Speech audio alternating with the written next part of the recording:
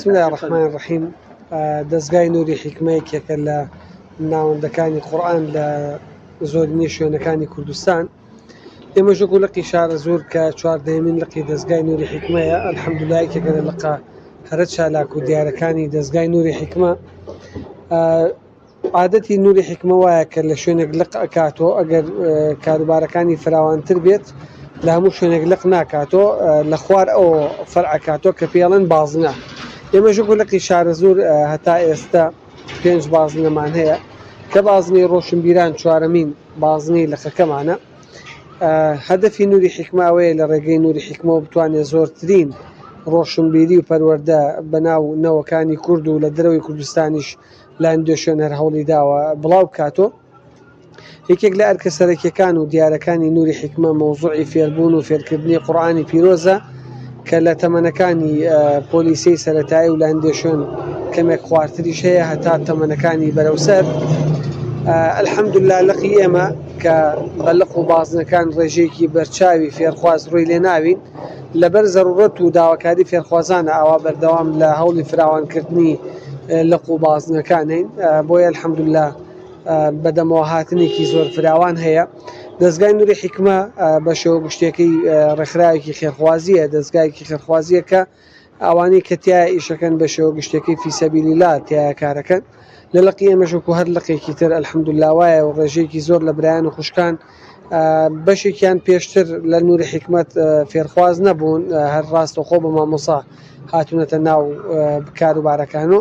بەشێکی زۆریش هەرخۆی فێرخوازی ناو نووری حکمە بوون، جالق بوو بەیان بازنەکان بووبێ. ئێستا ئەلحەمدولیلlah دوای پێگەیاندنیان بوونەتەوە بە مامۆسا لە بوارەکە. ئومێدمان وایە خوای پەروەردگار ئیخلاس و سەواب بە هەموو لایەک بدات و کاروبارەکان بەرەو باشتر و بەرەو پێشتر بێت. وەسەلام عەلەیکوم.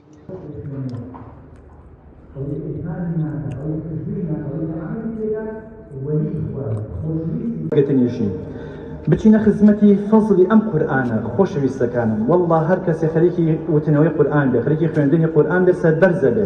هەر کەسێکیش بەقەرە فێر نەبێ و نەیخوێنێ تووشی نەدامەتی و حەسەتە بێ، تووشی حەسرەت و بێتاقەتی و پەشیمانیە بێ. بەڵێ ڕێگەڕێکی ڕۆشنبیرانی پێڵن کەوتۆتە بینی هەڵەبجەی تازە و زەڕایان. یەکێک لە ئیشە هەرە سەرەکیەکان کە لە عەسری ئەمڕۆ ئیشی لەسەرەکرێت بابەتی ئاسانکاریە. ئێمەش ڕاستە لە ناو هەڵەبجەی تازە لە ناو ناوانی هەڵەبجەی تازە خاوەنی لقێکین، پاشان لە بەشی باشووری هەلقەکەش بازنێکمان هەیە. هەستمان کرد لەم ناوە فەراغێک هەیە بۆ ئاسانکردنی ئەوەی کە کەسانێکە بوون لەم ناوە پێویستیان بە خزمەت بووە، مامۆسایانێکیشمان هەبوون کە حەزیان کردو لەم ناوە خزمەت بکەن.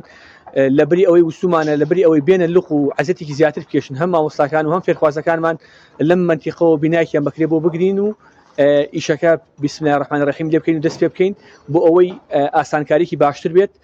تەبیعەتی ڕۆژ وایە، تەبیعەتی ئەم سەردەمە وایە ئاسانکاری خزمەتی زیاتری پێکرێ. خاڵێکی تر لەوەی کە پێم خۆشە ئاماژەی پێ بدەم بابەتی کاری پێکەوەییە، بە ستاف ئیشکردنە، بە تیم ئیشکردنە، کاری دەستە جەمعیەکە خۆی بەرەکەتێکی زۆر گەورەی تایە.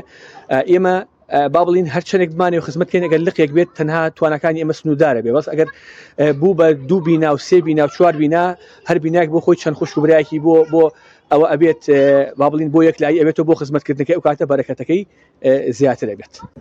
دەستگا و ڕێکخرا و گروپ و کۆمەڵی زۆر هەیە بۆ بەلاڕێیابردنی کۆمەلگا و بەردەوامیش ئەمانە داهاتوو و چۆبوجێی زۆریان بۆ تەرخانەتێ کار دەکرد بۆ تەدبیرکردنی کۆمەلگا و کارەکەن بۆ بەلاڕێیابردنی کۆمەلگا و سوپاسێکی لە پایانیانەکەین کە جارێکی تر ئەلکان کێشاکە لە سنووری ناحیەی زەمانە.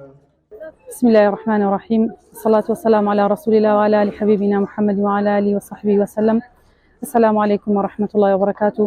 خۆم بە خۆشحاڵ زانم وەکو بەرپرسێکی بازنەی ڕۆشنبیران کە ئەمڕۆ کە ئیفتتاحی ئەم بازنەمان کردووە کە سەر بە دەستگای نووری حکمەیە و لە پێشتریشا لەسەر بازنەی زەڕایان بووین بنکەی دوو، بەڵام ئێستا بە خۆشحاڵیوە کە لە فراوانی قوتابیەکانمان و ماوەساکانمان و کارەکانمان کە بە سەرکەوتوی پشتیوان بەخوای گەورە و کە پشتیوانی ئەم مامۆستا بەڕێزانە توانیمان کە بازنەکەمان فراوانتر بکەین و بتوانین ئەمڕۆ ئیفتتاحی بازنەکەمان بکەین بە خۆشحاڵی و دایک و باوکی قوتابیان و لە نووری حکمە و ئەو براو خوشکە بەڕێزانەی کە ئامادە بوون زیاتر و زیاتر ئێمەیان گەرم کردەوە خۆشحاڵیان کردین کە ئێمەش بتوانین زیاتر پەرە بەکارەکانمان بدەین و بتوانین ئەرکەکانمان زیاتر بە پیرۆزتر بەڕێوەبەرین. دەستخۆشیش لە ئێوە کەم کە هاتنتان مای خۆشحاڵی ئێمەیە زۆر بەخێر بن سەر و سەرچاومان.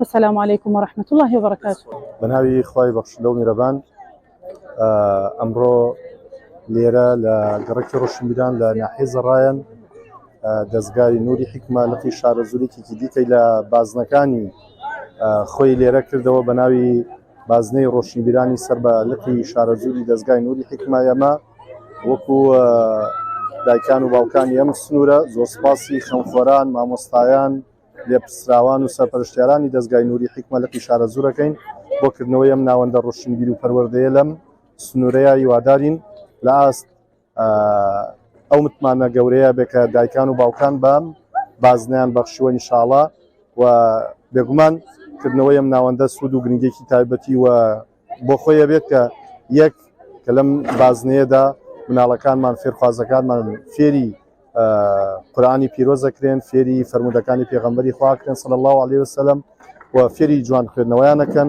و هەروە فێری کۆمەڵێک گوانەی پەروەردەیەکرێن و ئێمە وەکو دانیشتوانی ئەم سنوورە زۆر سپاسیانەکەین و دەستخۆشیان لێەکەین.